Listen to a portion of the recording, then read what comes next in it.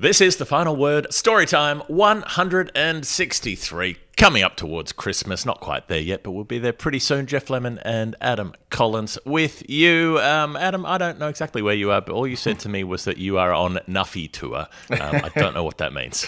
Hi, Geoff. Yeah, I feel like I'm a cricket/footy Nuffy tour. I always do this when I'm in Hobart. I've just got the view that these are the most beautiful cricket and football grounds in the country. So whenever I come here, I go on a similar kind of route, including North Hobart Oval yesterday, where I took Winnie up into the stands, which I loved. And she enjoyed too, because she picks up on these things, doesn't she? She knows it's important to me. And being the cute kid that she leans into it a little bit, which I enjoyed.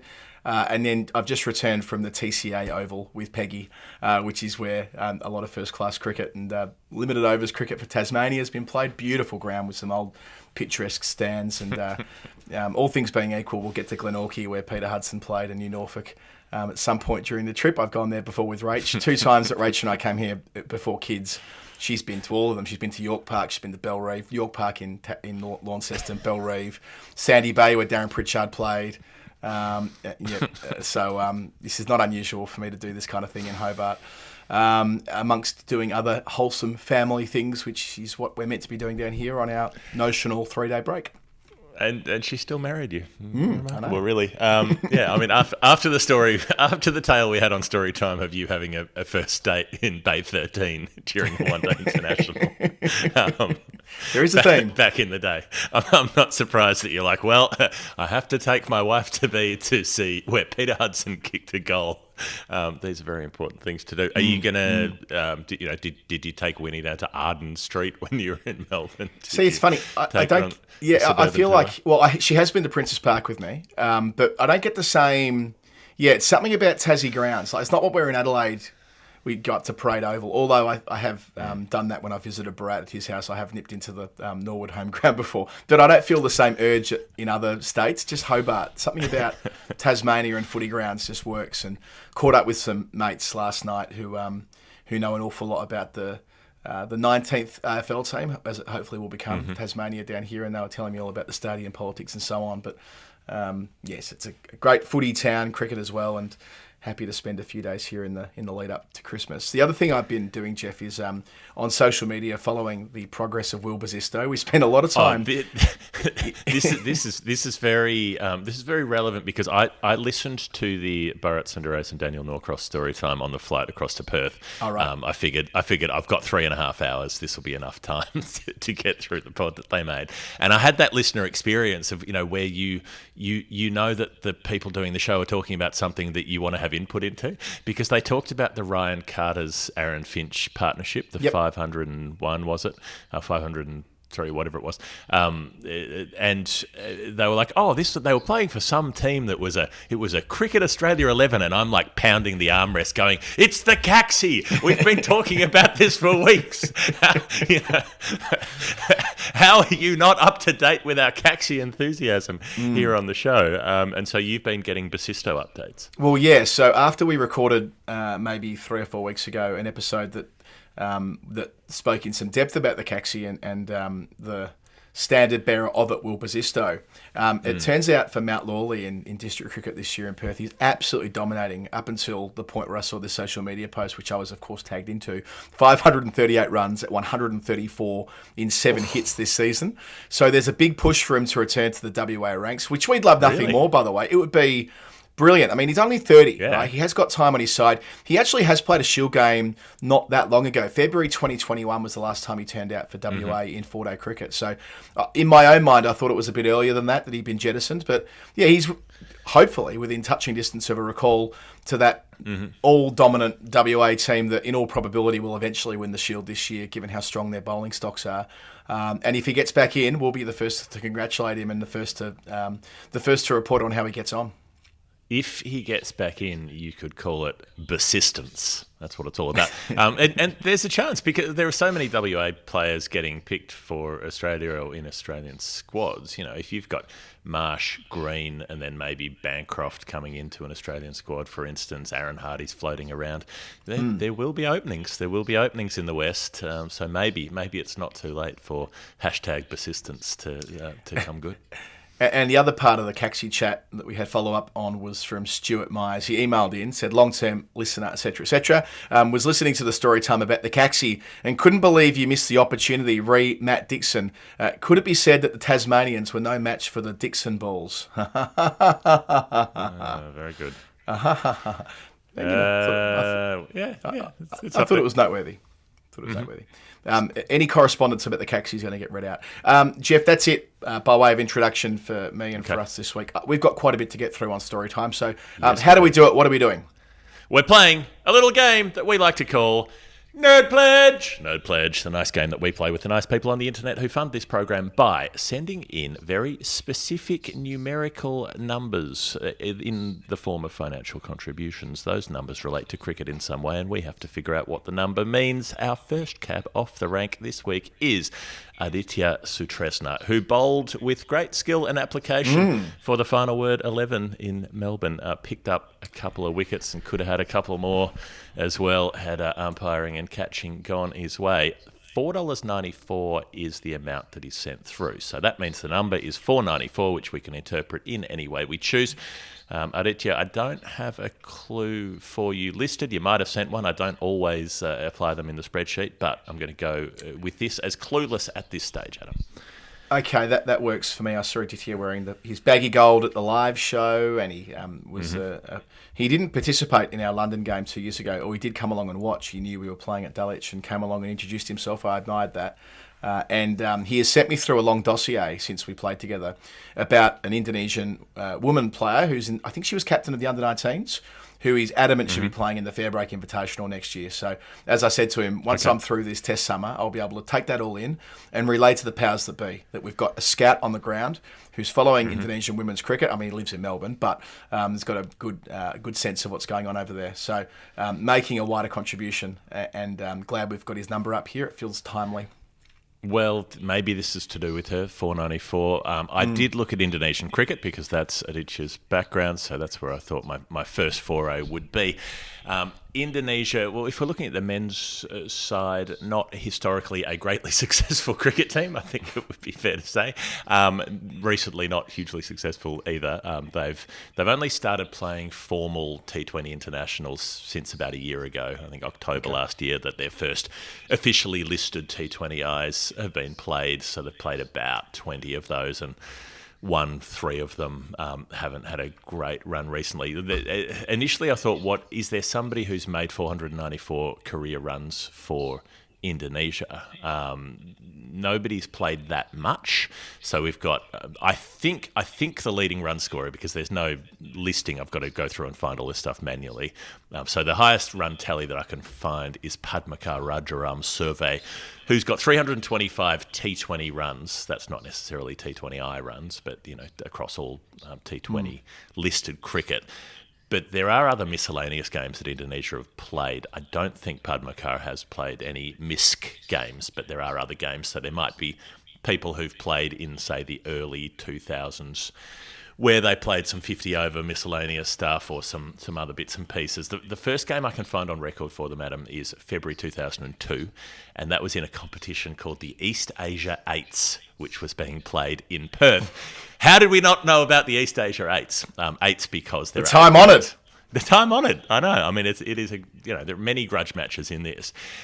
8 players per team, which means that if you're 6 wickets down, you are winning by 1 wicket. Sort of situation, if that makes sense. Okay. It was a 20-over competition. Their first game, they got bowled out by an Australian Cricket Board Indigenous 11. So you're going back a while when the ACB is the acronym rather than Cricket Australia.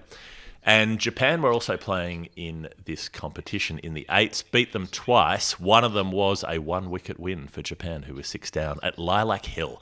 Imagine rocking up to Lilac Hill, where Dennis Lilly took that catch, and then just seeing Japan play Indonesia in an 8-a-side competition. What a treat that would be if you just walked in there one day. Yeah, we spent some time talking about Lilac Hill on our coverage this week. It's where Cat played his grade cricket as well. His home ground was there, and he played in a number of the invitational games that we remember as kids with Dennis Lilly. Remember the last of those was against Pakistan in the summer of 99-2000. I feel like it was the last of them. Certainly the last of the run that Lilly played in as a 50-year-old. And his son opened the bowling down the other end with him. And I think that's what you're referring to with the catch, isn't it? Where Lilly takes a catch at fine leg off his son against, the Pakistan touring side. And I think his kid played in third grade or something. Not to diminish his son's career, but he was not a first class player or anything like that. But Lilly, who was still rolling through sides in his 40s and always doing well in that game that he get himself up for.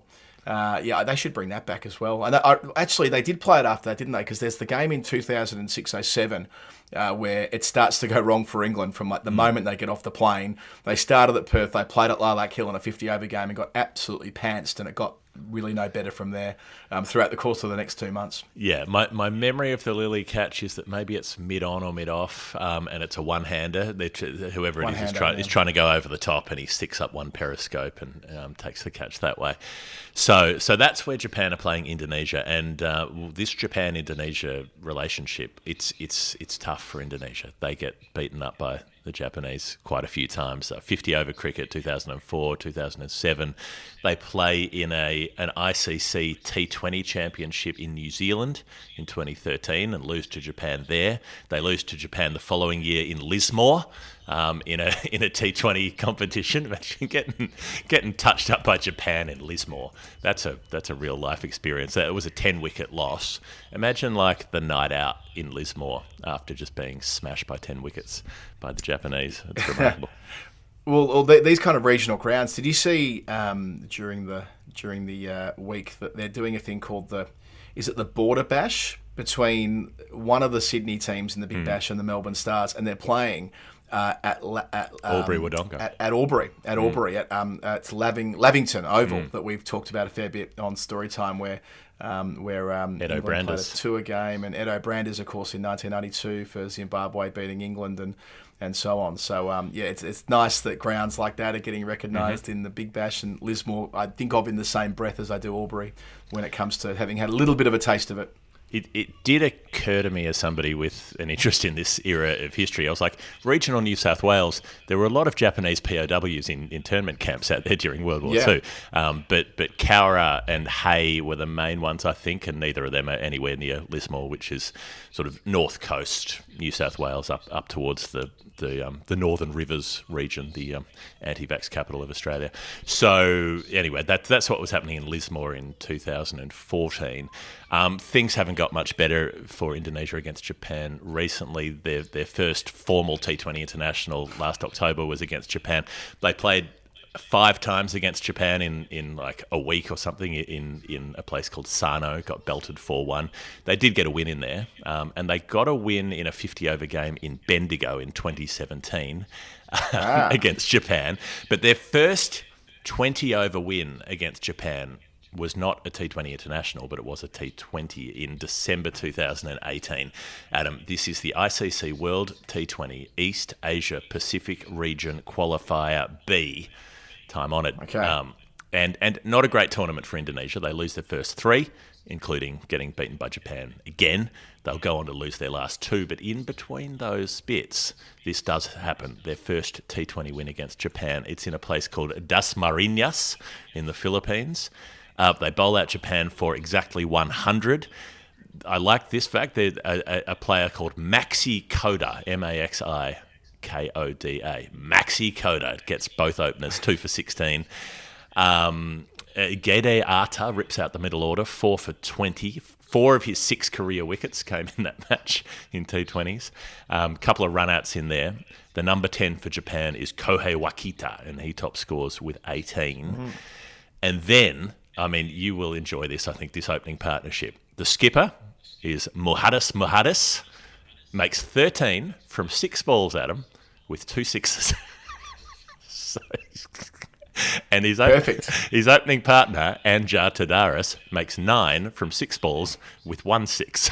So they've come out and hit 3 sixes between them in the first 6 and dots. 6 and dots in the first 9 balls of the innings. So they're 21 off 9 balls faced, and then both of them are out before the score reaches 23. So fast. So they're pushed back hard against Japan, and eventually giving it up just as quickly. There's some similarities to World War II here, isn't there? It didn't take long before the occupation formally started. If I remember my Dutch East Indies stuff from school. Yeah. Maybe I don't get this right. Well, this is a weird thing, actually, because there were a bunch of Indonesians imprisoned in the Cowra camp with the Japanese POWs because the colonial Dutch, were worried about Indonesians collaborating with the Japanese to overthrow colonial rule. Right. So they were locking up a bunch of Indonesians who were the ones being occupied, as well as locking up the occupiers. That's colonial politics for you. That's when people are like, Netherlands, lock them all up and let God sort it out. Yeah, what a nice progressive, forward-looking country, Netherlands. Yeah. Recent elections might suggest otherwise. Anyway, right. 21 off 9 balls, and then then 2 down with the score on 23. So they've taken a chunk out of it. They've bitten a quarter out of the target, the 100 they've got to get. The number 3 is ticking along nicely. So then there's a fella at 4 called Ferdinando Bananuek who can get stodgy. He makes 12 off 21 balls. Gets run out at the halfway mark. So they're 3 for 65 at halfway, which means, well in hand, should chase 101. And then disaster strikes. Kadek Gamanita is... Sorry, let me do that again. Kadek Gamantika, the number 3, who's going nicely at a run and ball, is out for 26. And then things really slow down. Kiruba Sankara Ramamurti, 11 from 20 balls. Because on names, because this is Indonesia, there has to be a player called Ketut. As is famous in Australia, Ketut Pastika makes 11 off 25. They're really walking through glue in the middle. And then Ramamurti gets run out in the second last over. So with 1 over to go, they need 7 to win, which doesn't sound like much, but it's kind of tough because their run rate to this point has been 4.94 per over. Our nerd pledge number was $4.94. So they've been going at 4.94, and then they've got Wakita, the Japanese number 10, who was the hero with the bat, comes on to bowl the last over to the number 8, Ahmad Mushtaq, who hits him for 4 first ball of the over, then gets a single. Ketut gets his 11th and final single. Dot ball, 2 balls to go. They need 1 more run. And they get it. They win with 1 ball to spare, Indonesia at the last gasp. And that is how they finally overthrew the hoodoo that the Japanese had placed upon them in 20-over cricket, which has been pretty firmly reinstated since then. But at least they have beaten Japan a couple of times in the 20-over game. It's step-by-step progress. I love it. They stuck it right up him. Mm-hmm. That's what they did. They stuck it right up him. Well done, Indonesia. I want to learn more about Indonesian cricket. Did you learn Indonesian in primary school? A little bit. It was a thing in the 90s. I learned... Why did we not continue with that? Was it just a case of it was I think it probably was in the, I guess it was the late Keating years when learning Indonesian was all the rage, and then as soon as there was the change of government, we stopped caring quite so much about that. Am I being too reductive, or is that broadly what happened about Asian languages and Indonesian? Pretty much what happened. I remember doing Japanese, and there were some other classes were doing Indonesian. Early 90s, and then it seemed like high school just went back to, French, German, maybe. Yeah. And that was about it. I used to, because I lived in Malaysia for quite a long time, and Bahasa Malay is pretty similar to Bahasa Indonesia. So I do, have some. I've got a bit that's sort of residually still kicking around back there. I spoke pretty good Bahasa actually for a while, but that was 15 years ago. So if you don't Akakabar, bike saja. It's about as much as I can remember. But yeah, that's a regret. If you've got a foundation, it wasn't a language that was particularly hard to learn either, was it? It was quite logical. Grammatically very straightforward, and you can mix up the order of things in a sentence and it still makes sense. That's the best part. Okay. There are no tenses in Bahasa, so everything, there's no past tense, future tense, whatever it is, you adapt the phrase by putting in a time signifier. So you just put in tomorrow or yesterday or whatever it is to signify when the thing is happening. So it makes the grammar much, much easier to learn. Well, this has been a linguistics lesson as much as it has been a cricket history lesson. Thank you, Adhitya, for enabling us to go there. And tell us more about Indonesian cricket. Geoff, we're going to take an early break today. It'll make sense why when we get to my longer answer. I'm going to flag this now because you have a quadruple header coming up. I do. You have 4 people with the same number, and you have gone all out on this answer, so it's going to take some time. All right, on with the show, and as promised, we have a quadruple header. Now, this came about first of all via a long-time pledger and friend of the show, Sam Chappell. Hello, Sam, who Hello. sent through $4.10 and said that it was a free swing.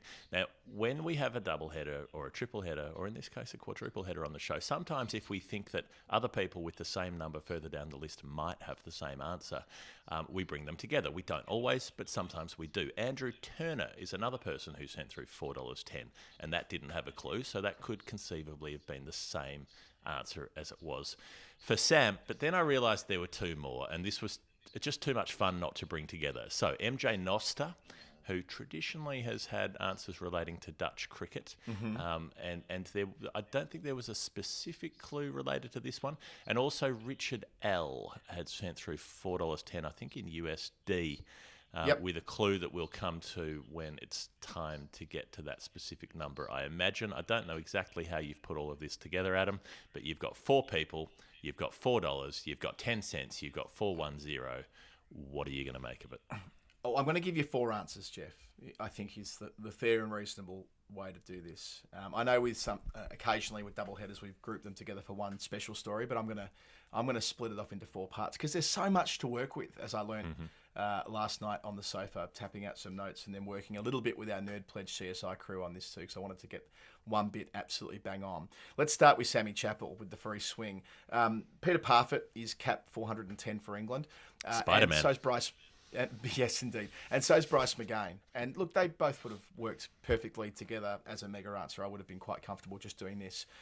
Or indeed, Law 41 in the MCC laws of the game gets a real workout on the final word being unfair and fair play. We've talked about that many, many times. But yeah, just on the way through, Parfitt was a Middlesex gun of the 1960s and 1970s who played 37 test matches across a decade from 1962 for a really good record. So he averaged 40 in test cricket and 7 centuries in 52 hits. So probably a little bit unlucky not to play more than 37 times, but often comes up because he made, from a statistical perspective, because he made 4 centuries in 5 test matches early in his career in 1962.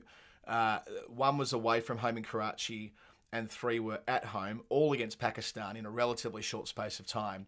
Had he saluted at Lords as well, it would have been 5 in 5 test matches and he'd have been the only person to have done that. But if his auntie had bollocks and all the rest of it. So, but still, 4 out of 5 ain't bad. 4 out of 5 ain't bad.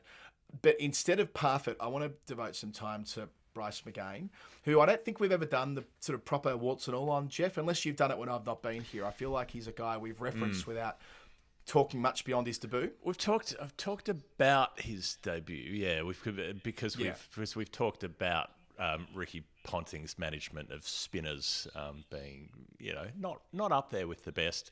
It's interesting because Ponting gets so much praise for being such an astute analyst and on the game these days, and there are moments when I think, well, where was that when you were captaining? Where was that boldness and decisiveness? Because at times he was quite a defensive captain. I remember being quite frustrated at times with Ponting's captaincy. He probably knew a lot more about what he was doing than I did, but I remember sitting there getting annoyed at things. Why have you only got 2 slips in? Kind of stuff. But his management of spinners, I don't think it's controversial to say, was poor, and he often didn't back them, and a lot of those developing spinners didn't thrive under his leadership. So it's an interesting one there where McGain gets clobbered in one game, gets unlucky, and gets stamped as never to play again.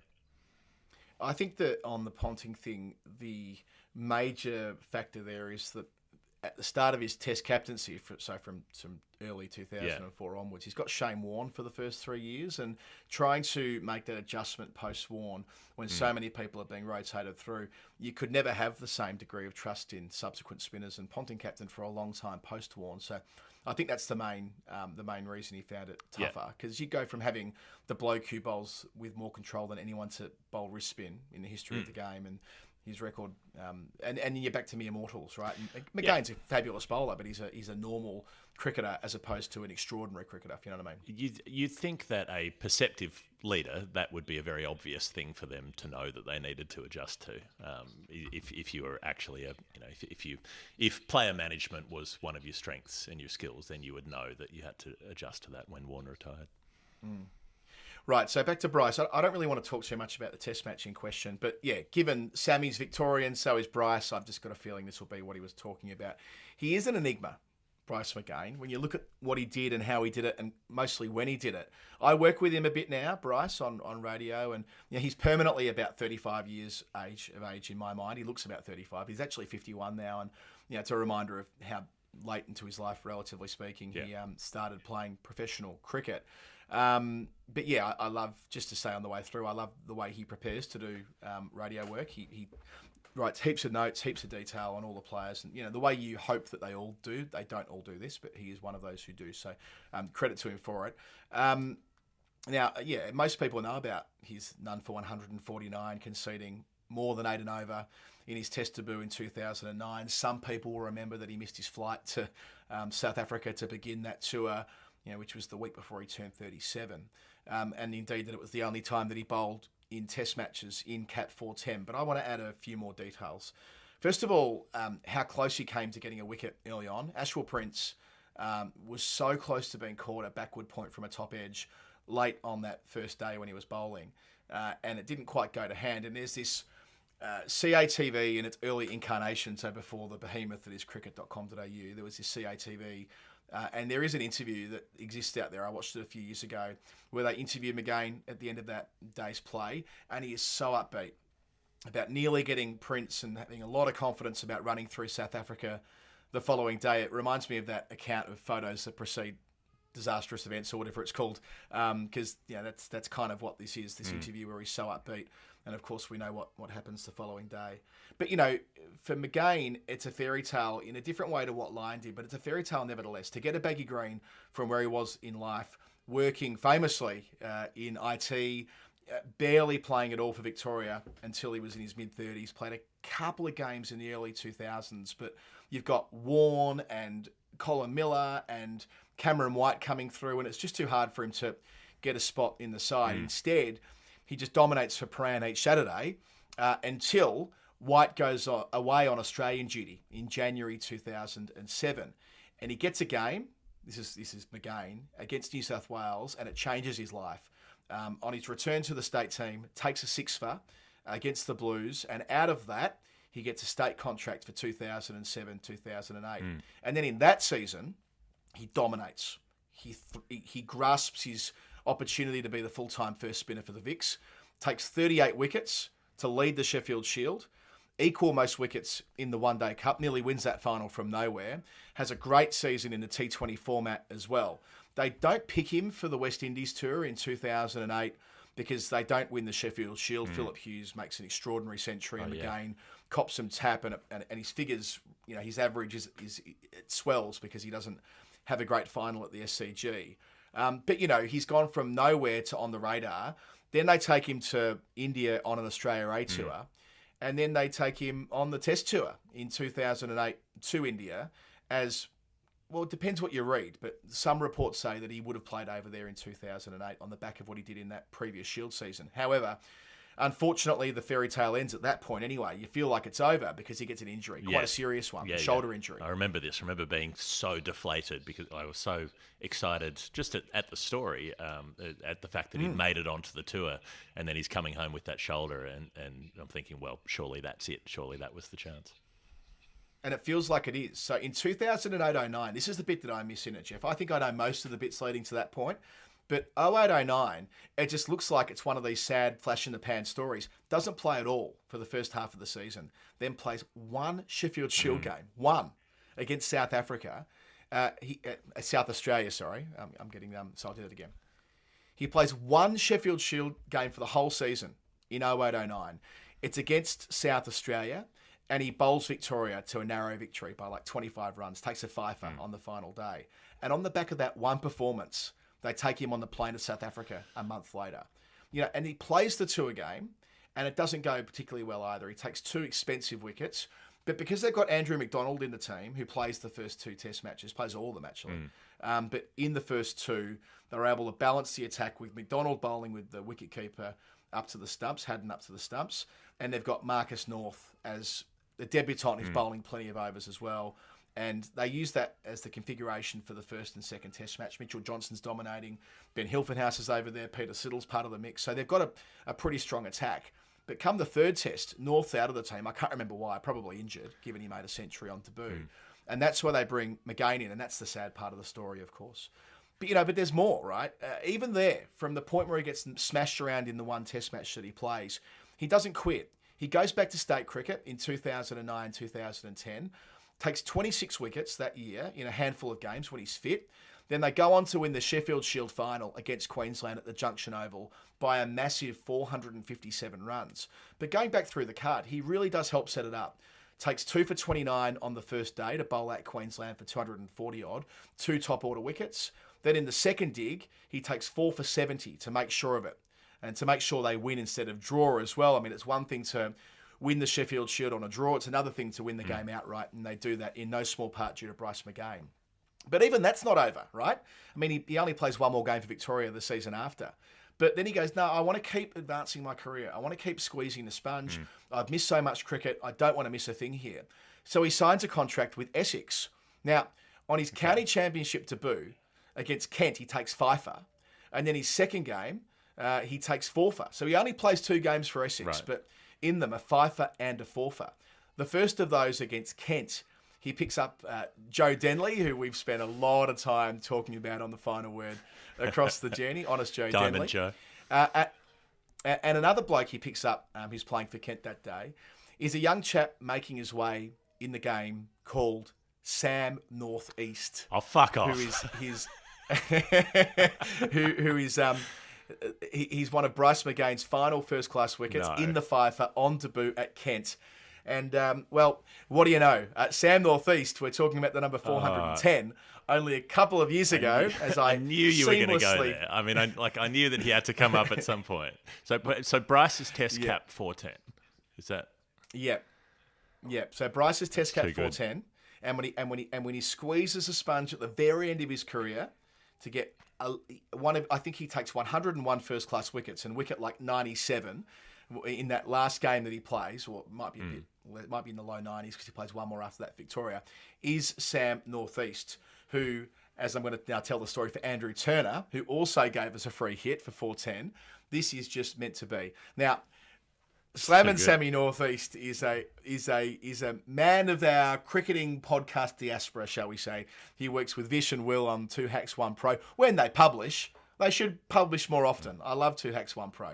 And strangely enough, I actually celebrated my COVID birthday with Sam Northeast at Arundel in 2020 because I was with Vish and Will and Sam was playing a game at Arundel, a county champ. No, it was a Bob Willis Trophy game, and so we all had a few beers that night. But 3 years before he was added to Bryce McGain's list of 101 first-class scalps, he made his first-class debut for Kent. But there's heaps of backstory for Sam Northeast, which I thought was worth going through, and it'll provide some understanding as to why so many people remain confused as to why he was never given an opportunity. So at age 13, he made 19 centuries in one school term. 11 for his school, 8 for his club. Broke every record there is to break at 13. I mean, even making a century at that age is quite unusual. 19 centuries in the summer term, I suppose it would have been, or the spring term, it's extraordinary playing for school. Like, it's serious prodigy stuff, right? It's the kind of thing you hear from, Tendulkar and Camberley, on the Maidans of Mumbai. And, this is a similar level of, it's the kid that made 1,000. Then there's the kid who made 19 centuries in one term. Does England do 3 terms or 4? 3. Okay. 3. So this would have been the whatever they call the third term before they break for summer, but effectively in one school season. And he goes to a posh school. Yeah. But then he gets a scholarship to a posher school. He gets a scholarship on the back of being this prodigy who's made 19 centuries. He immediately gets drafted to Harrow. How do they play 19 games even? So this would the school term be would it be like April through to June or something? How's it work? I think that's about right. I mean, I know the most runs ever made in a school term actually belongs to another Kent player, Daniel Bell Drummond, who's become the captain of Kent as of this year, which is a great thing. We all love Deebs, but how would you even get 19 hits in school cricket? Like, how many? Well, I think eight of them were for club. Eight were for his club. I guess they were junior, senior hundreds, and 11 of them. So he must have made 100 in pretty much every school game that he played. He's got a thirst for knowledge. He studied sculpture at St Martin's College. That's what. But then he gets this scholarship to Harrow. Mr. Burns was declared dead, and then he went to a better hospital and was declared alive. Like, it's a little bit later. He goes to Harrow, who were one of the poshest schools going around. And the theme continues, right? He's into the first 11 by age 14. He's the youngest in 60 years to play the Lord's fixture between Eton and Harrow. Now, we on the show have spoken stridently about the fact that fixture absolutely shouldn't exist, but it does. And he played in that. He went on to make 100 in it a couple of years on. So, he is really on the pathway. He has an extraordinary moment in life in 2004 on a Harrow trip. I didn't know about this. He was in Sri Lanka playing when the Boxing Day tsunami hit. And he climbed to safety on the roof at Gore Cricket Club, there on the pavilion, a roof that, Geoff, you and I know well. We've commentated on that roof. I wouldn't say and we it know was the way very that safe ground was. when we were up there. But No, nor would I. But that's where they took cover when the tsunami rolled through there when they were playing in Gore when he was on a Harrow school trip to Sri Lanka. So, but he's recognised by the BBC and BBC's Test Match Special as the best young player in England. He dominates the England under-19s. There's kind of no doubt he's heading towards becoming a professional cricketer with Kent, his home county. It's not as though he arrives and dominates right away, but in 2012, he is being talked up for England selection for the first time with a big summer where he averages 57, but it doesn't quite click again until 2016 when he makes the most runs in the country, 1,400 plus. He's the captain of Kent by this stage, averages 82, makes 5 centuries. He captains the MCC in the UAE in that county championship game on the basis that he made the most runs in all of England in 2016. And he backs it up with another 1,000-plus season in 2017. But in 2017, instead of going to Sam Northeast then, which kind of feels logical, they instead go to James Vince, Tom Westley, David Milan. Like, they do rotate through a few middle-order players, and he's consistently overlooked, which is surprising to some pundits who are covering the game at the time. And I think there was a view formed, and I remember this, that Kent being a Division 2 county, air quotes, they haven't always been. They've been back in Division 1 quite a bit in the last few seasons, but that was holding him back. So that played its role in him moving clubs at the end of 2017 to Division 1, where he went to Hampshire. So I think a bit of this was controversy about him losing the captaincy to Sam Billings, but nevertheless, he moves to Hampshire to play at a test ground at the Rose Bowl. Hampshire being a club that's consistently in Division 1. And look, it doesn't work for Northeast, at least not in 2018 where he falls right away. 2019, back in business to an extent, but like for many people, actually, he has a really good year in 2019. I don't want to underplay that. But for so many people, the pandemic arrives at the worst point in their careers. And so it proved for him. He's just stuck for 2 seasons. In 2020 and 2021, he's kind of nowhere in those unusual seasons where much of it was played behind closed doors. The Bob Willis Trophy in 2020, where we only saw 5 games played. He gets loaned off to Yorkshire, and it's just not working. So he moves clubs entirely on a long-term deal in 2022, where he goes to Wales, to Glamorgan. And sure, it's Division 2, but it's at Glamorgan where he finds his place in history in one of the great modern first-class performances and victories. So just to run through this game, and we did so at the time, but it's worth just refreshing memories. Leicestershire make 584 to start the match at home across 148 overs. Vian Fox Mulder makes 156, a bunch of 50s. It's a pretty shit experience if you're a Glamorgan fielder out there conceding 584 runs. So he's out there for all of that. And then Northeast walks in, where in reply, Glamorgan are 9 for 2. This game is going one way. Glamorgan, all out 150, follow on, all out 170, lose by an innings and heaps. But hold on a minute. As Mark Nicholas might have said, hold on a minute. He's batting with Colin Ingram, and they put on 306 for the third wicket. There's a bit of a mini collapse with losing wickets at 315, 334 and 334. Poor old Will Root, Will Root for money, gets a Golden Globe in all of that, Joe's younger brother. But yeah, Northeast, who's put down on 96, then puts the foot down and makes them pay with the wicketkeeper, Chris Cook, who walks out. And then they just go absolutely nuts. He'd never made a double century, Sam Northeast, before. And he said he was quite nervous in the 190s, but from there he just flew to 200 in 287 balls, to 250 in 320 balls, to 300 in 361 balls. So his 50s are coming, each 50's coming quicker than the one that came before it. And that's, I reckon, Geoff, when the whole world started watching this dodgy live stream from Leicester, listening to, the radio commentary dubbed over the top. And I think he went to bed overnight on 3:30 or 3:40. I considered going. I'm like, shit, he might make a quadruple here. I don't want to miss out. So they wake up the next day. He might have just been short of 300, actually, but he passes that. And then he goes on to bring up his 400 just before lunch. What I didn't realise when watching it then, Geoff, and we may not have realised it at all, was that he was told they were declaring at lunch, even if he was 390-something. They realised that they got themselves this far ahead in the game, he and Cook, that they had to declare to give themselves a chance of winning, and fair enough.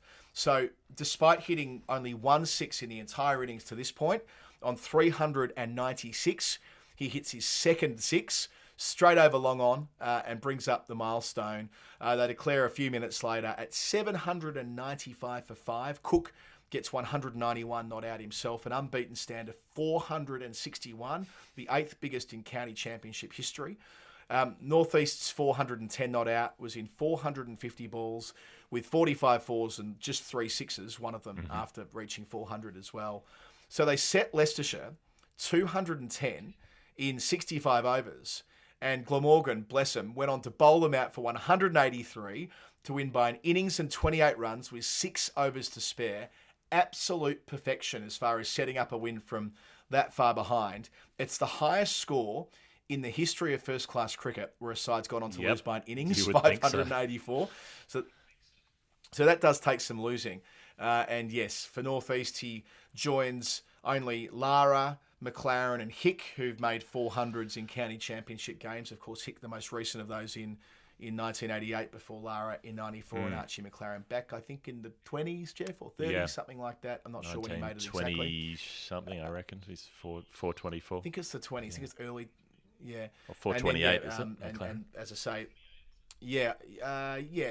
I know it's above Hick. Anyway, so Leicestershire have a dreadful time of it. They did get him out for 15 and 40. I had a look at what they did against him this year. Did the hoodoo continue? So they did have some measured success against Northeast in 2023, where he unfortunately retreated back to making only 600 and something first-class runs with 2 centuries and an average of 34. But he is only 34, I mean, chances might be narrowing, but I wouldn't rule him out. He loves tons, and that's a great reputation to have. And anyone that's had an innings like that will remain broadly on the radar. He just needs a couple of big seasons, and look, he might be a chance of having a test career in his mid-30s. But whether he does or doesn't, and we told this story for Andrew Turner, he'll always have his 410.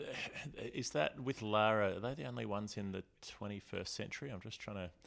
420, McLaren's 424 because Aftab Balak is 428, I think. And then, because we spoke about him only a couple of months ago on Storytime, but this century, you've got, Lara's 400 in 2004, isn't it? And then Northeast, I can't think of another one. So in terms of the county championship, Lara's 501 was in 1994. Yeah. So Northeast will be, and if you go through it, as I'm going to do right now, every 400 made in first-class cricket, you go through it. Lara's 501, Hanif Mohammed's 499, Bradman's 452 not out, Nimbulka's 443 not out in 48-49, then Ponsford, Aftab Bollock 428, McLaren 424, then Northeast 410 not out, Hick 405 not out in 1998, and Lara's 1988, and Lara's 400 not out in Test cricket. The only one in the 2000s there's Lara's in Test cricket, and the only other one is Northeast. So I wonder when the next one will be. I mean, you look at that in terms of the frequency they play out in. There's a whole bunch in the interval. Well, I remember going through it with the Aftab Balak answer, and generally there were decades, usually several decades between each one, given that there's only been 11 or 12 all up. So from Hick to Lara is probably the closest in span of time, I suppose. It's extraordinary. Yeah, and I got that wrong before, by the way. I'm getting Archie McLaren's era wrong. He made his in 1895. I don't know why I thought. Because we're thinking of. Is it a Charlie McCartney thing? Often, in my head, I get the Charlies and the Archies mixed up. Yeah, it could be. But you look through it, between 1922-23, so Bill Ponsford's first quadruple, and 1958-59, there are 5. So 5 in, what's that, 36 years, I think I'm right in saying. Then there's 1 in 1973. Then you've got to wait another 15, 16 years for Graham Hicks. Then you got Lara's first one, Lara's second one, then Northeast. So yeah, it might well be, Geoff, that we don't see another one in our lifetimes. That's entirely possible. You know what I reckon it is? Anyway. Because Archie McLaren's 424, your brain is saying 24, and then you're thinking in terms of years, 1924, something like that. Yeah, it could well be. So that's for Andrew Turner. Part 3. The next 2 stories are a bit quicker. Okay. A bit quicker, but worthwhile. I like this one. I really, really like this one from MJ Knoester. Dutch, loves Dutch cricket. All their pledges relate to this, okay? No 410s, so no one's done a Sammy Northeast in Holland. There's been no, 410s to speak of. The Netherlands did concede that to India in the World Cup this year, but that is but a coincidence. It's not because the pledge comes in before that. Yep. They've won 41 one-day internationals of their 123 since they played their first ODI in 1996. But, of course, some of those wins happened in the World Cup also since this pledge came in. Mm-hmm. It could possibly be Colin Ackerman, who made 41. Yeah, he made 41 when the Dutch beat South Africa in the World T20 last year. That came from our Nerd Pledge CSI group, I should acknowledge. I think that was from Sean McGiven. Oh, yeah. But I'm almost certain we're looking instead at a 4 for 1. So how about this for you, Geoff? As in 4 wickets for 1 run. 4 wickets for 1. Okay. In fact, I've convinced myself this will be correct. Okay. I'll give you Peter Borren, a real favourite of associate cricket media. The associate cricket mafia love Peter Borren, and rightly so. I met him at Jared Kimber and Sam Collins' film launch of Death of a Gentleman in 2015, which was a huge night. And a few months after that, I'm going to tell you a story about a match that was played when Scotland were hosted at The Hague in September 2015. Hopefully not hosted at the same place Milosevic was at. But they played them in an Intercontinental Cup match. Rest in peace. What a great tournament. We spoke about that recently in reference to Ireland and Afghanistan. You don't know what you got till it's gone with something like that. It's an absolute belter of a match. But before getting to that, I wanted to zoom out and tell you the Peter Borren story very quickly. He was born in Christchurch in 1983 and played for the New Zealand under-19s at the World Cup in 2002 with Jesse Ryder and Ross Taylor. So he was part of that generation. But by 2006, he's declared as a Dutch player. And he's not just a blow-in either. I think you get the impression with guys who ultimately play associate cricket, having played full member cricket elsewhere, that they've been quite calculated about it. And maybe they are fly-in, fly-out types. Not for Borren. He really committed to being a Dutch cricketer, living in Holland, full-time in a domestic comp and all the rest of it. So I just wanted to note that on the way through. He was an all-rounder who was really well suited to the modern game. I think the era that he played in was suitable for his medium pace and hard-hitting lower middle-order player, the advent of T20 cricket and all the rest of it. He did play in the 2007 50-over World Cup, but he really starts moving in 2009. He plays a big hand in that famous victory at Lord's, Geoff, where they knock off England in the first game of the tournament. He got a young Owen Morgan out that night, another guy who came via an unusual route to that World Cup, having played for Ireland in the 2007 50-over World Cup. I'm not sure if Holland played Ireland in that tournament. It's possible they played against each other there as well. And then Borren made 30 from 25 in the chase, including a massive 6 off Paul Collingwood. So played his role there. He's elevated to the captaincy in 2010, a role that he would hold until his retirement in 2018. He's a real giant of Dutch cricket, so much so that he was nominated by the ICC as the Associate Player of the Decade in 2020. He didn't win that, but he made the final 3, I think it was. So by 2015, the game I'm going to talk about, he'd been around for a while, and this match against the Scots has a very kind of Intercontinental Cup style scorecard. I know we went through a couple of cards the other week with Canada, and they seem to run this way as well. So the Netherlands make 210 to start it. Roelof van der Merwe was batting at number 4, Geoff, in this era of Dutch cricket. and he top scored making 73. He was eventually out to his Somerset teammate, Josh Davey, who took 3 for the Scots. Then they reply with 133, so they concede a first innings deficit of 83, that must be. Real interesting to me that Borren doesn't feature in the first innings with the ball, but he does get involved with the game progressively in the second half. The Netherlands only make 123 the second time around, but Borren makes 23 batting down at number 8, which means they do set Scotland something with a 2 in front of it. They need 201 to claim victory. And they're cruising. They're 145 for 5, and they're 150 for 6 shortly thereafter. And this is when Borren gets busy. He initially, when taking the ball, gets Matt Cross, final word guest, when we did our Scotland special a couple of months ago. Now Scottish vice captain, he gets him stumped by Ron Hitler Baresi up to the stumps. That'll make sense if you grew up in Melbourne in a different era. Wesley was still playing at the World Cup this year. He didn't play so well against, it was England, wasn't it, when he was batting really slowly when they were chasing an absolute mountain, which didn't work out quite so well. Yeah. When they brought Wesley Baresi back, and he's 41, I'm going to say off the top of my head, and has been around for a long time, but made a comeback, took himself out of the team for a couple of years to deal with mental health stuff, and has come back into it relatively recently, and gave a very upbeat interview before that World Cup saying, I'm going to keep going for as long as I'm good enough to be considered. So it's quite a cool story, even if he didn't bat quite so well against England. Yes, Ronald Dale, probably how I should be identifying him rather than Ron Hitler Baresi. I don't think there are many TISM fans listening to the show. Who knows? Maybe. Who knows? Then he gets Con DeLunga for a duck.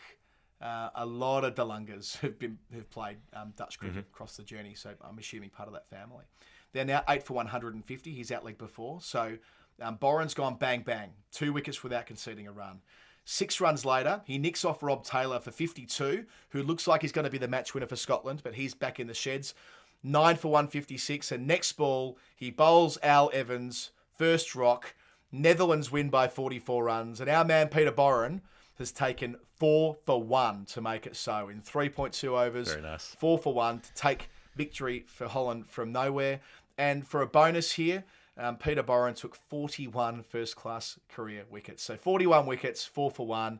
It's meant to be. Great man, Peter Borren. I am fairly certain that's who MJ Noster's 410 is about. I dig it. I don't think you could argue anything else. I did think Ackerman with the 41 because Barrett and I did that game on SEN when you got sick or something. You weren't there for some reason when you...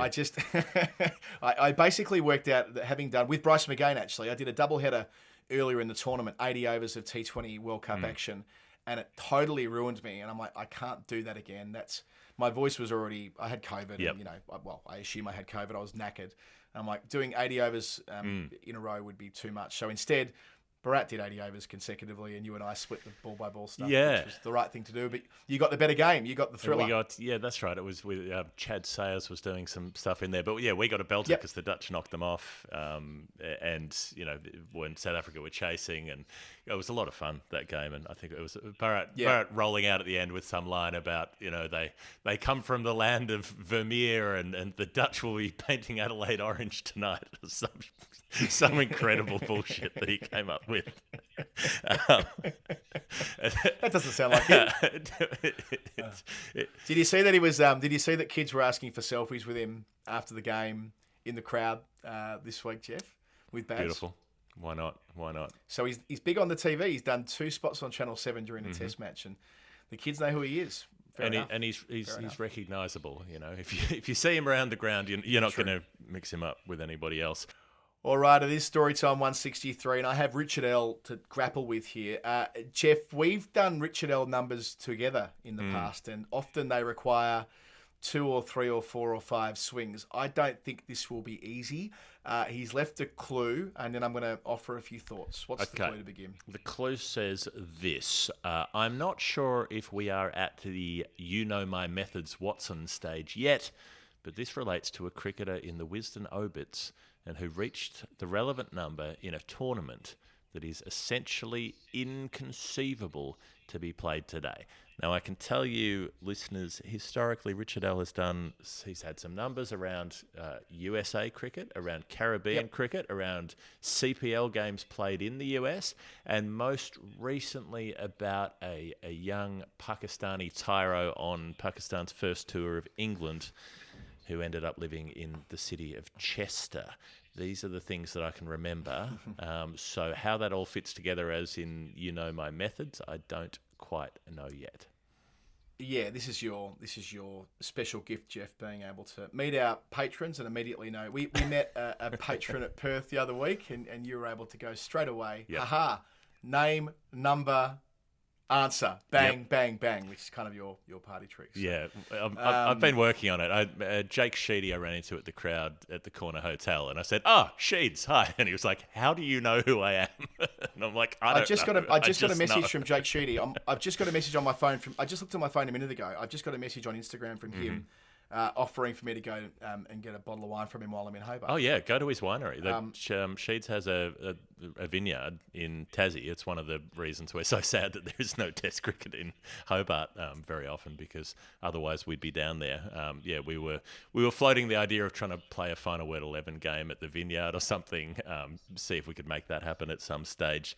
But yeah, absolutely, you should pop by and sample the produce. I should have noted, by the way, Geoff, that patron was Faraz, who kindly came up and spoke to us at Perth Stadium as we were recording, and then dropped me home after recording afterwards. So I've had a chance to sort of learn about his life and his family since moving from indoor to Perth a decade ago, and he's made a real go of it over here with his family. So it's really cool to sort of hear those stories backstories of our patrons. They hear us talking about backstories all the time with our numbers and the history of the game, and indeed ourselves much of the time, the nature of podcasting. But nice for it to be a two-way street on that front. So, so in terms of the clue itself here, my methods, Watson. So, I mean, we've done the Sherlock Holmes stuff before, haven't we? Mm-hmm. I don't think think that's gesturing. I think that's just saying that we could figure out the way that he sets, or the areas that he's interested in, something like that.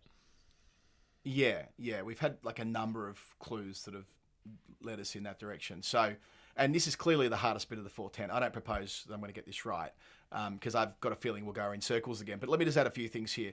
My first thought, and yours as well, Geoff, was that this will be the Test Triangular from 1912, a tournament that essentially inconceivable to be played today. Yep.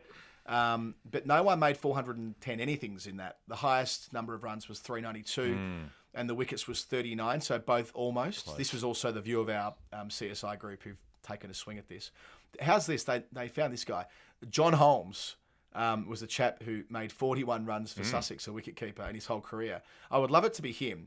It's not the porn star, by the way. It's another John Holmes. Could make 41 centimetres, perhaps. Might have been something like the eventual tally. I know it was. Loosely. John Holmes is loosely where Boogie Nights is based, isn't it? It's on that character. Yeah, I think that's right. And then David Murray, who was the Windies wicketkeeper who died last year, he went on rebel tours of South Africa. So, again, that's one of those things that could never happen now. Like rebel tours, I mean, I say that, I suppose it could. But essentially inconceivable to be a rebel tour. But there's nothing there, 41-ish. Also we looked at who's going Super on. 8s. I mean, it'd have to be the Taliban-sponsored tour of Kabul, to in order for that to work these days, because there are no forbidden regimes anymore. As long as they've got enough money, then that's fine. As long as they can pay you a shitload of cash, and you might find a few conscientious objectors who wouldn't be going to Saudi Arabia, but I doubt you'd find many among the current playing ranks, and I doubt you'd find many administrators who said that you shouldn't go. Yeah, I mean, what would you rather, the Kabul away day or the Jeddah away day where we can watch like a mass execution in the town square? I mean, both are pretty grim. Super 8s. Geoff, you started the conversation today with Super 8s, didn't you? You referenced it earlier. Yep. One of my favourite childhood cricketing moments is our school team when I was about 15, maybe year 9. I reckon year 9. We made the state final of the Super 8s. There was I don't even know how this happened, by the way. But I know we won the Dandenong District comp, then won the zone comp. As you do, you kind of go from level to level, and the finals were played on the MCG, but obviously not the main square, but there was like 2 games taking place on the outfield, and I have fond memories of smashing a 6 straight back over the bowler's head into the member stand in a Super 8s game. You got 8 runs for a 6 that went dead straight. So this is the old member stand before it got knocked down in 2003. So I'd love it to be Super 8s, but I think it's improbable. The other Super 8s thing that I'll mention is that the other night at the pub after the Test match, I ran into Michael Divenuto, who's the Australian batting coach these days. And I don't know if I told you this, Geoff, but one of our listeners and friend of mine from political days, Andrew Anson, he's very, very generous as a gift giver. And it's his special gift, is being a gift giver and knowing the right thing to buy for people. And he found on eBay and subsequently bought for me, and it was transported to England by Matt Clemo recently, what he thought was an Australia A top, the one I've been coveting for years. It looks very, very similar, but it's not it. What it actually is the Australian Super 8s uniform from about 1996. And Michael Divenuto was in that team, and it's his shirt signed by every single player. And I went up to him and said, I've got something to tell you. I've got your Australian playing shirt from that. So at some point, I'm going to give it back to Diva. I feel like I shouldn't really have that. It's one of his Australia shirts. It probably should be with him. So great gift idea. Nearly nailed it. Came ever so close to nailing it, but it'll go back home to its original wearer in the fullness of time. You know, another one of these rarities and oddities might be the Hong Kong Sixers. You know, that's unlikely to ever happen again probably for health and safety reasons. That ground is so small that you almost couldn't justify in the T20 era having crowds. You need to put up nets across the whole ground to make it viable. Otherwise, you'd be taking patrons out. But, you know, having been at Kowloon earlier this year, I hope they bring it back. So, yeah, by this point, I'm reaching, right? I'm really nowhere. Another one out of the CSI group was that Andrew Symonds made 410 runs in the very famous but infamous as well 2007 and 2008 India Test Series in Australia. In other words, the Monkeygate series. That series was played without DRS. Had DRS existed, Andrew Symonds wouldn't have made 410 runs because he would have been given out. Caught behind before going on to make that monster century. Well, he might have because you know how the passage of time works. That was the second test, so he could have made a lower score there and then made higher scores in the subsequent 2 tests and still made 410 runs. It's a very good point. But he wouldn't have made it in quite the same way. He would not have had the same effect on the Sydney Test match. Put it that way. Yes. I mentioned Sean before. Sean said here, I can't imagine Australia and India ever playing each other again in the future, in that droll sense of humour that he's got. The only other bits that I think kind of work, but neither of them are dead, so thus the Wisden obituaries aren't going to meet the criteria. And I don't want to be flippant about Andrew Symonds dying there either, just the very fact that he did pass away last year. We thought, well, maybe that could be it. Rodney Hogg and Terry Alderman both took 41 wickets Rodney Hogg and Terry Alderman both took 41 wickets in 6 Test Ashes series, and there'll never be another 6 Test Ashes series. So, and Terry Alderman's my first memory of Test cricket, really. Him when I was 5, waking up in the morning and watching the Ashes from England in 89. So I'd like it to be that, but I think it's unlikely. So that's my thinking. There are my general thoughts. I have done quite a lot on 410 today. I'm ready to leave it there and hand back to you. But Richard, I'll enthusiastically take a clue from you, another clue, and tell your 410 and return to 410 when we do our next revisit special. Mom, Dad, Rodney Hogg is dead. That's right, dead serious about going to Splash Mountain.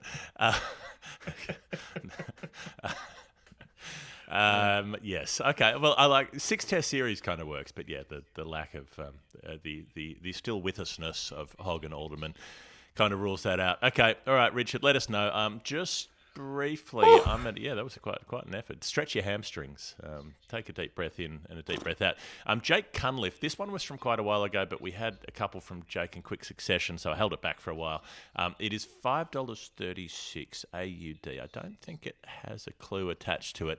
And I was just having a peruse of 5 for 36 in Test cricket, and was interested to see that Hassan Ali had one of those not too long ago, 2021.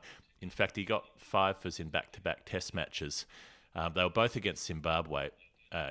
One of those games he took 9, so he took 14 for the series, was player of the series, 2 wins by an innings in that series. And then his most recent good innings was 5 for 51 against Bangladesh in Chattogram. Lisa needs braces. But it just got me thinking, Adam, about Hassan Ali not playing in Perth and the argument about it, saying, well, he's the more experienced player, but then he's also a player who's had ups and downs, and the downs might have been looked at more than the ups, and he didn't have a particularly good World Cup. When he did play, he had to come in late in the piece because Naseem Shah wasn't fit, and so they replaced, he was the replacement, Hassan Ali, and they brought him in for experience, but he got smacked around a bit during that World Cup as well. I suppose it's a question that I thought I wanted to float, which is when you do well against teams that are perceived to be not good, in some ways that's more detrimental than having sort of a medium return. If you take 3 for 60 against Bangladesh, then nobody notices. But if you take 5 for 6 for 7 for, then people look at it and say, well, you only got that because they're not any good. In the same way as, say, David Warner's 335 against Pakistan. It's like, if you make 160 against a team, then people say, well, that was a good innings. But if you make 300 against a team, that team must have sucked. So therefore, your 300 is not worth anything. There's this interesting thing in cricket. I've just been chewing it over for the last week or so, where in some cases, the better you do, the better your performance becomes, and the more statistically significant it becomes, the more it will be undermined and written off on the basis that the opposition must have been terrible and therefore it was easy, right? Does that make sense? It does, and I just want to add to that by saying that I think Hassan Ali's a misunderstood cricketer. I think people... Okay, how old is Hassan Ali, Geoff? Have a guess. Just tell me how old you think he is. 31. He's 29. Yeah, 31, fine. I reckon I would have guessed 34. I reckon he suffers from having been quite successful as a younger cricketer, and you reach your late 20s and people think you're done. Ishant Sharma suffered from this. If you burst onto the scene young, people assume you're washed up and someone better has overtaken you. I saw Hassan Ali contribute to bowling out England at Lords in 2018 with Muhammad Abbas, and he was absolutely superb.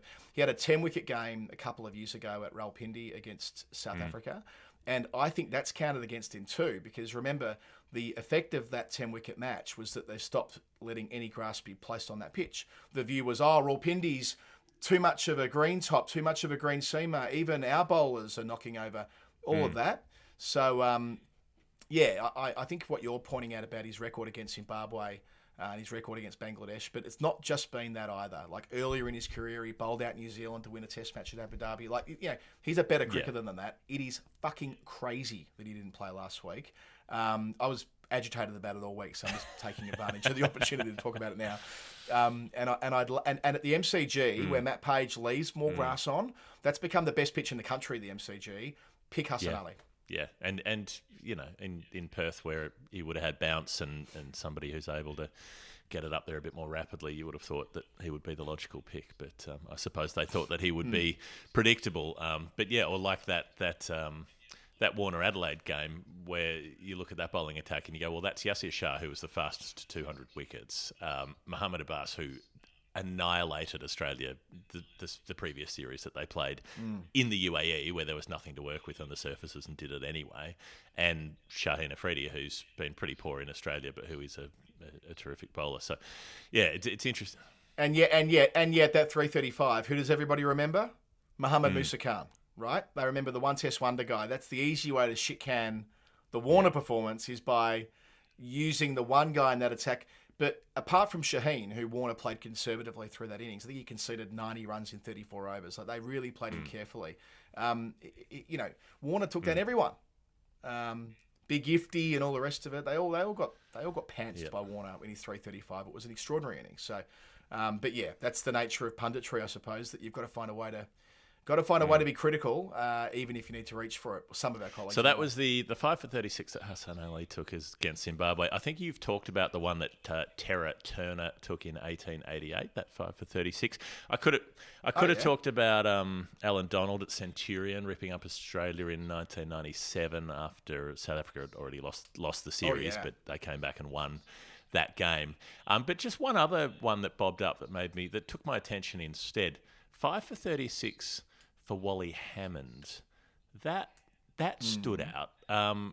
Wally, post cock falling off. This is 1927, but there are bits of this story that are interesting because we talk about Wally Hammond all the time. I hadn't quite clocked that the venereal disease tour was 1925.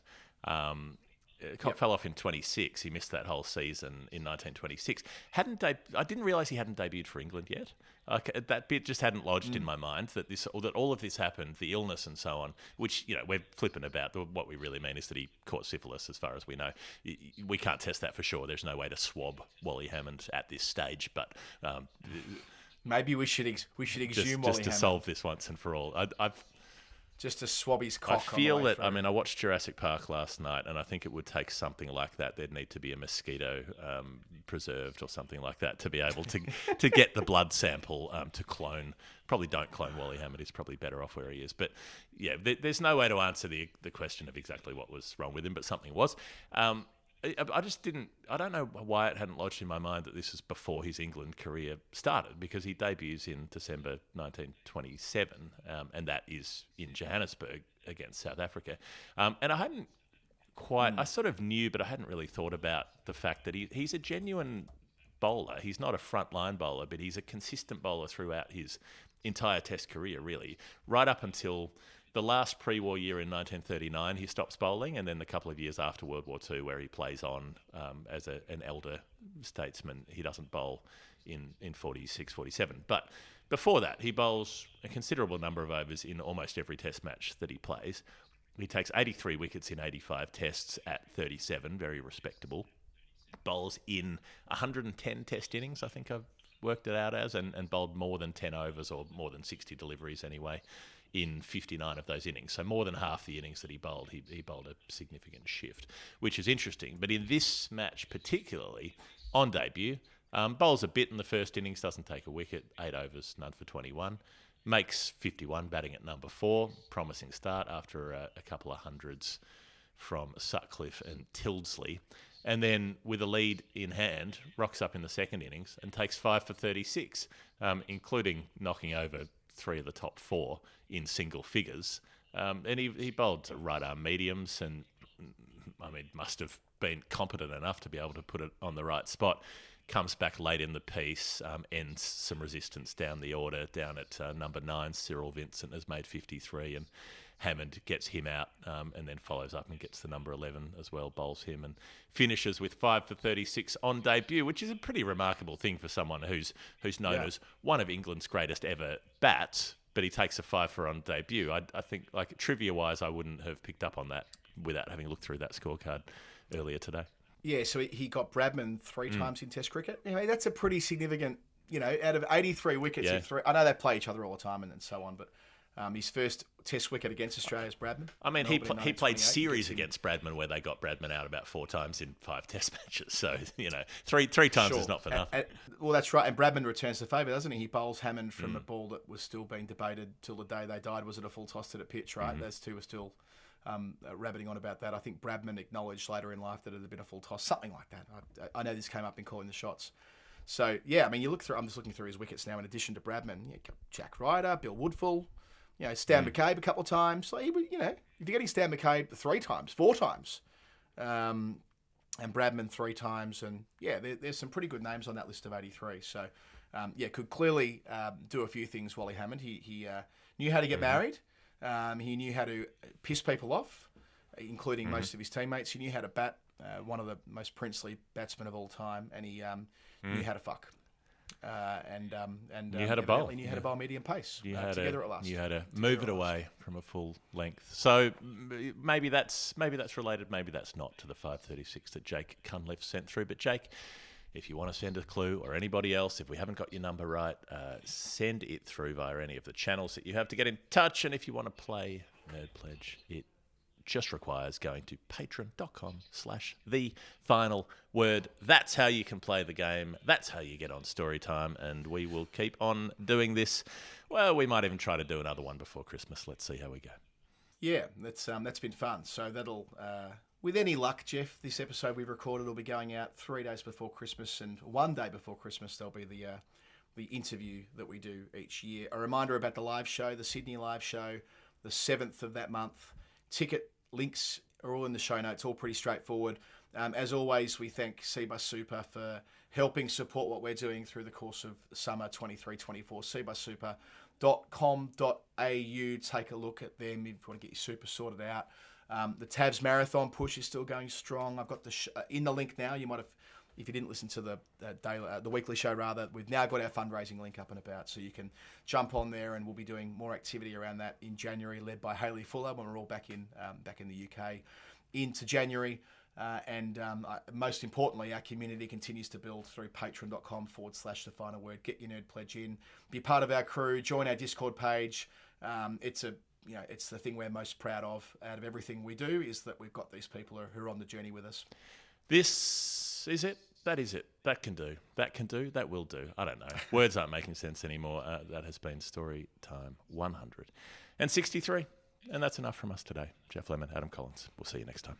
Have a nice weekend.